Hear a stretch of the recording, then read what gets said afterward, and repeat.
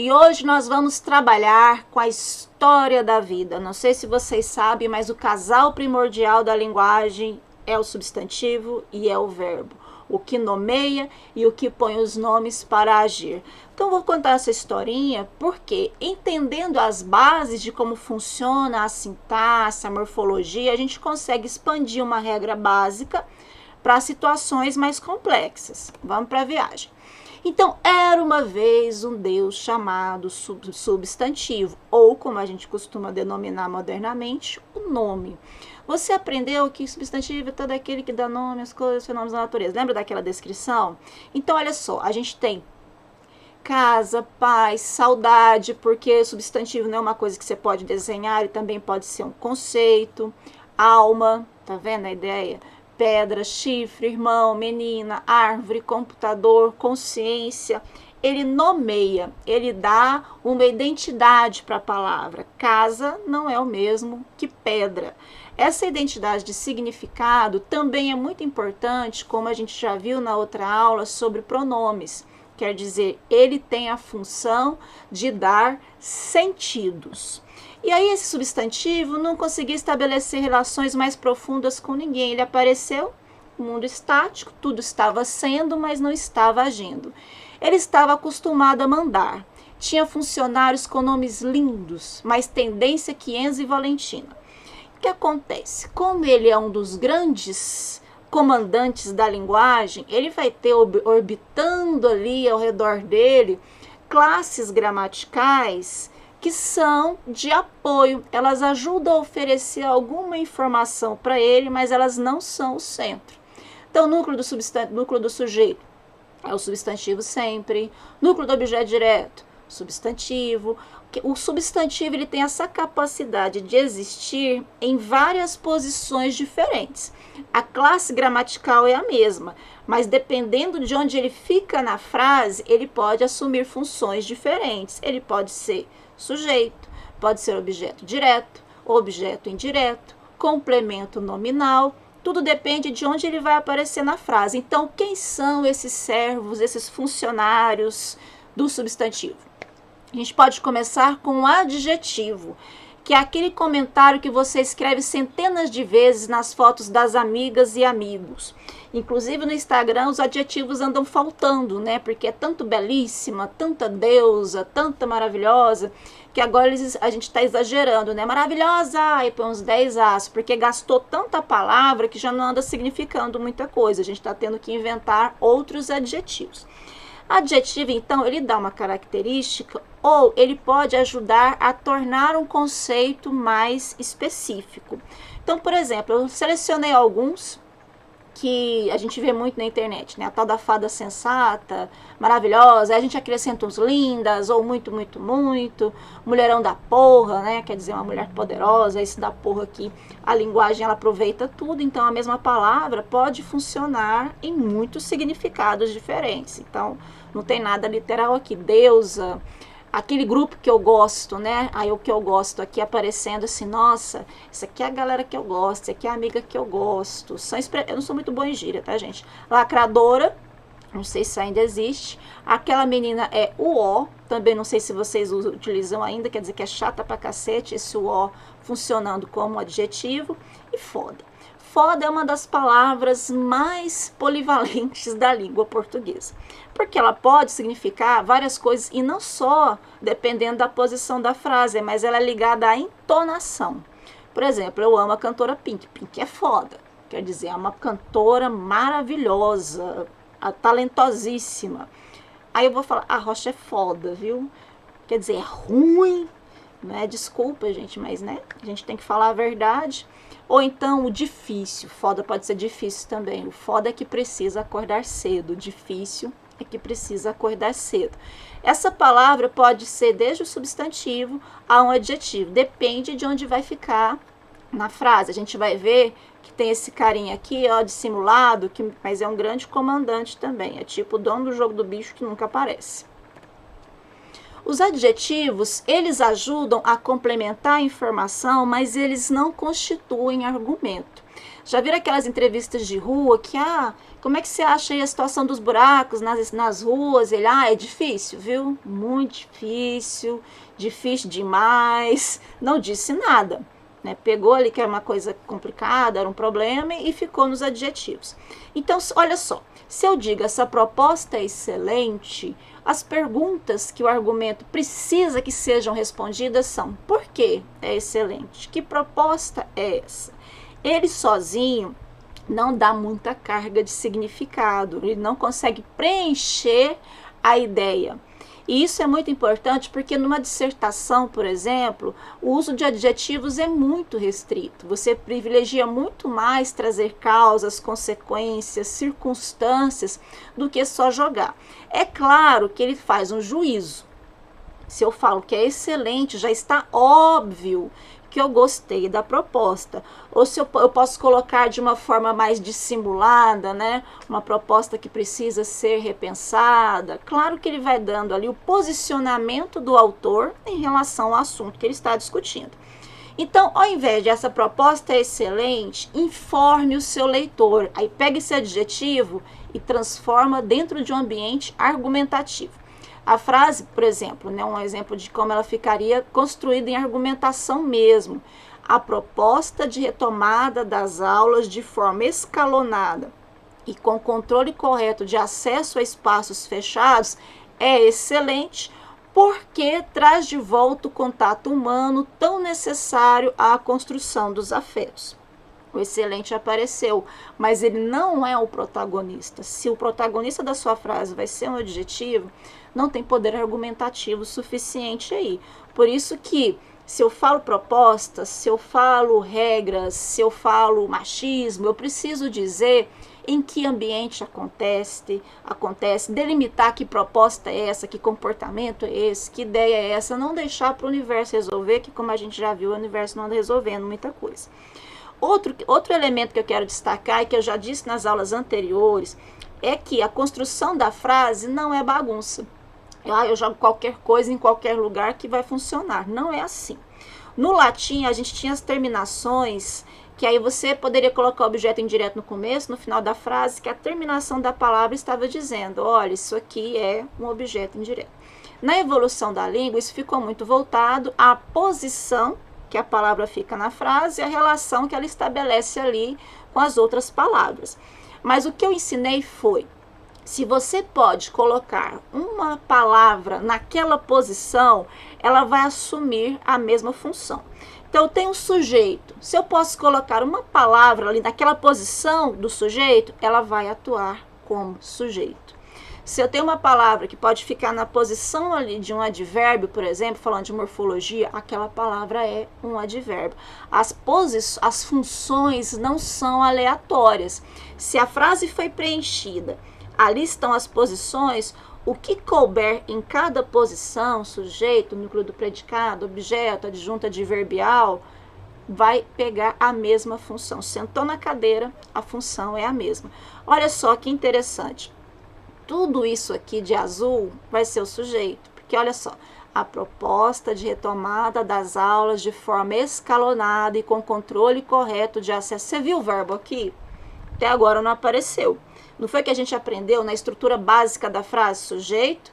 A gente tem o verbo, que é o elemento principal do predicado, e depois os seus complementos, os adjuntos que aparecem. Então, até aqui eu não tive um verbo dentro desse elemento inteiro. Eu posso pegar todo esse espaço em azul e colocar isso. Olha só, a proposta de retomada das aulas de forma escalonada e com controle correto de acesso a espaços fechados é excelente porque traz de volta o contato tão necessário à construção dos afetos. Isso é excelente porque traz de volta o contato humano tão necessário à construção dos afetos. Ela é excelente porque aí você traz de volta o contato humano. Todas essas palavras, tudo isso, eu pude colocar uma palavra nesse lugar, quer dizer que toda aquela construção está atuando como sujeito. Mas como é que eu faço isso? Na ordem básica, aqui nos princípios gerais que nós estamos falando, é você buscar o verbo. Ele vai te dar uma orientação ali. Aí você viu, nossa, mas isso, a frase falou, onde é que está o verbo? Aquilo já te ajuda a se situar em relação a sujeito, em relação a objetos. Nem sempre é fazer perguntinha, mas é ver pelos significados, que é muito mais seguro. Mas se eu posso colocar uma palavrinha preenchendo todo aquele espaço, quer dizer que todas aquelas palavras estão funcionando como sujeito. Tanto é que o isso, o ela couberam ali. Seguraram a frase sintaticamente, estruturalmente ela está bem. Mas como nós aprendemos nas aulas dos pronomes, a posição sintática fica bem preenchida, mas não tem a mesma carga de significados. Por isso que pronome e adjetivo são ali uns elementos que auxiliam o chefe substantivo ou nome. Pronome, é o que eu acabei de falar. O pronome é um puxa-saco. Ele jura que é parente. Por quê? Porque ele pode ficar em algumas posições que são do substantivo. Ele é o substituto, ele fica ali, mas ele não tem a mesma carga de informação. As informações dele são muito mais gramaticais. Se é singular, se é plural, se aquela posição ali tem um sentido. Então tem mais gente na família dele que trabalhador em ônibus. Já até tentou tomar o poder uma vez, mas não fez sentido. Isso aqui são os famosos trocadilhos dos professores de português. Porque quando o pronome fica na posição do substantivo, ele não faz tanto sentido quanto o substantivo. Sacou a genialidade da proposta? Então, ele está ali na posição que seria do substantivo, mas ele não tem a mesma carga de informação dele. E os pronomes a gente já está cansado de vomitar, declinar por aí. Eu, nós, minhas, me, ele, teu, se, que, quem, aquele, vossa majestade, quanto, essa, ninguém, alguém, algum. Os pronomes definidos, possessivos, demonstrativos, que a gente já aprendeu lá no ensino fundamental. Mas ele também é uma categoria que vai funcionar com o substantivo, vai estar ao redor dele acrescentando informação, mas ele é subalterno, ele é comandado pelo substantivo, ele só está ali para contribuir um pouco mais para o significado dele. E a linguagem é meio game of nomes, não é? Esses caras, pronome, adjetivo, como a gente acabou de ver, o artigo, como a gente vai ver agora, eles estão lá ao redor do substantivo, do nome. Então, o artigo é o estagiário. Ele não é necessariamente fundamental, ele aparece ali, mas se a gente tirar, a informação que ele guarda não é tão grande. É como se ele fosse o próprio poli do polidense. Ele é o administrador que não sabe nada da área. Quem já trabalhou, já sofreu na mão de um chefe que não sabe muito bem do conteúdo do que ele está mandando fazer. Os artigos, a gente sabe, são os mais coleguinhas, que são os mais simples da gente ver, né? O, a e todas as variações, uma, uns, umas. Eles aparecem ali para dar uma determinação, por exemplo, a casa, e você sabe que não é qualquer casa, é aquela casa.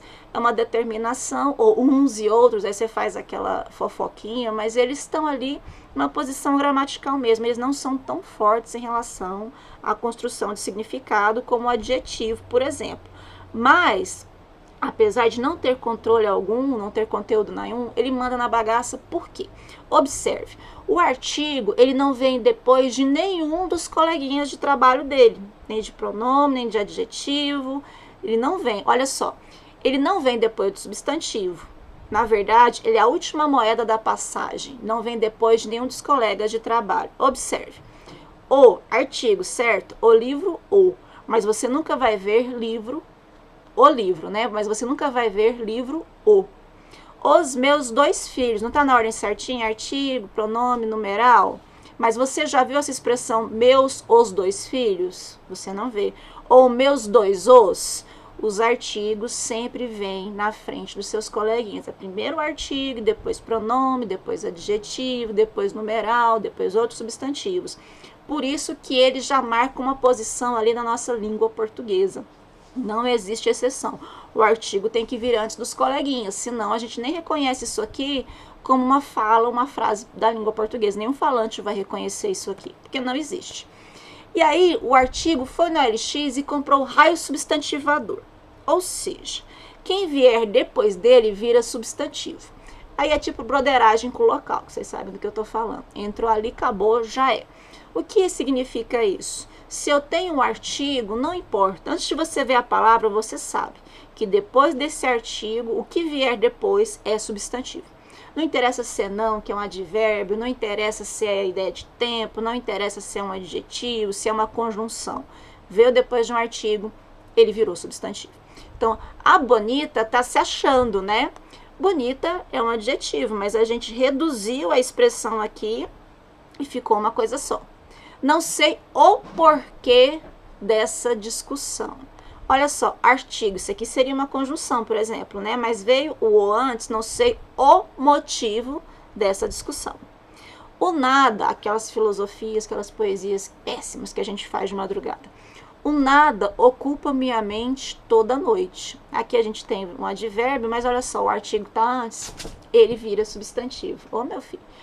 Devemos ter um olhar de compaixão para o próximo. Observe que olhar, verbo, aqui ele vai virar um substantivo. Inclusive virou um clichêzão esse negócio de dar um olhar para as coisas. É melhor parar com isso, já deu. O amarelo de sua pele traduz sua anemia existencial. Aqui eu estava inspirada, viu? É um fígado da existência, né? Mas aqui a gente poderia falar, a cor amarela, mas agora a gente tem esse amarelo na posição, depois do artigo, de substantivo. Então, artigo, comandou. Depois dele, você virou qualquer coisa em substantivo. O inglês acontece muito isso também, de você pegar uma palavra e tudo virar verbo também. No nosso caso aqui no português, o artigo tem esse raio substantivador. Numeral é o chefe das finanças. Esse numeral acabou virando o desejo de todos os influencers e aqueles que recebem 10 curtidas na foto e já querem assessor de imprensa. E de repente a nossa vida virou números, quantas curtidas, quantas visualizações, quanto custa, quanto eu custo para quem me vê, quanto foi a minha roupa.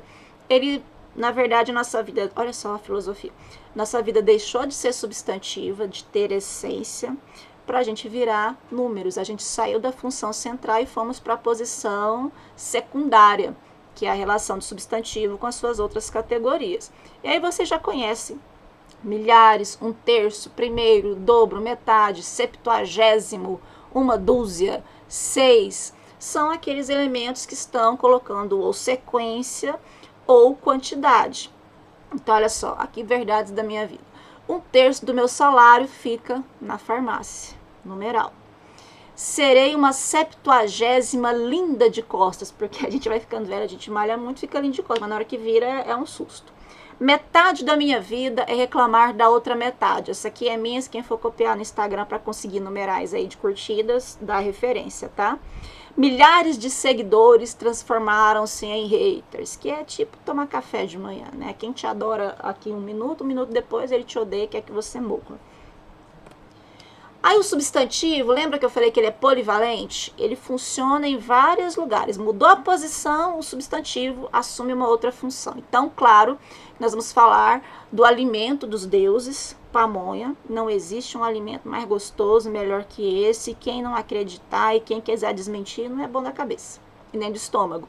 Observe, a pamonha estava quentinha. Olha o artigo aqui, ó, do ladinho da pamonha. Ao serviçal. E a pamonha aqui está como sujeito.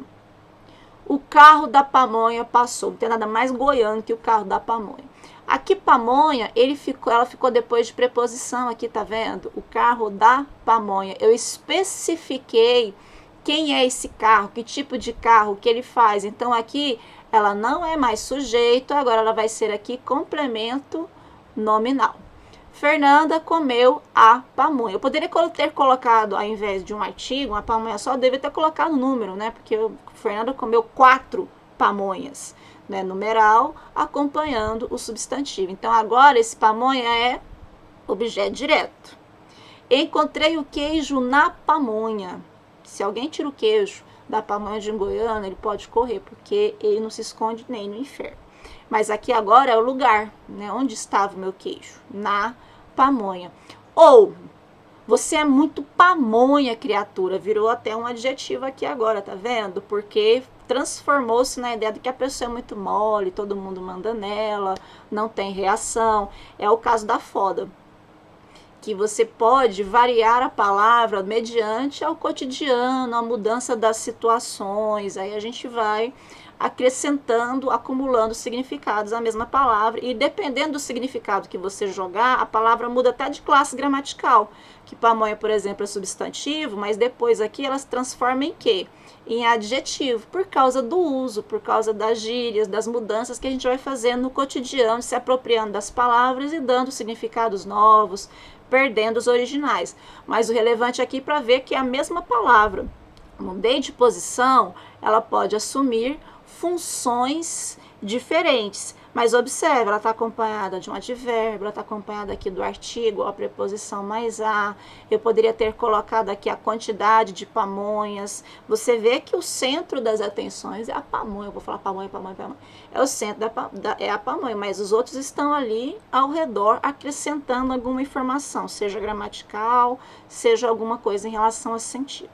E aí apresentamos a vocês a família do substantivo, que a gente chama também de nome. Então, os que trabalham para o adjetivo são adjuntos. Eles estão próximos do nome. São os adjuntos adnominais, órbitas do nome que aumentam seu potencial de sentidos. Quais são as classes gramaticais que são acompanhantes do substantivo? Numeral, artigo, pronome, adjetivo, NAPA. Esses são os adjuntos adnominais, porque eles acrescentam informação, mas eles não são o centro gramatical e nem de informação. Nos próximos capítulos, a gente vai trabalhar o parzinho do substantivo, aquele que equilibra o poder na balança, que é o verbo. Lembre-se agora, conselhos de mãe Fernanda. Quem vira número esquece de ser substantivo. Quem perde grande parte de si, perdeu o verbo que constrói sua história. Se a sua escolha é ser planilha, onde fica seu infinito? Se a sua escolha é ser planilha, onde fica seu infinito? Até a próxima aula.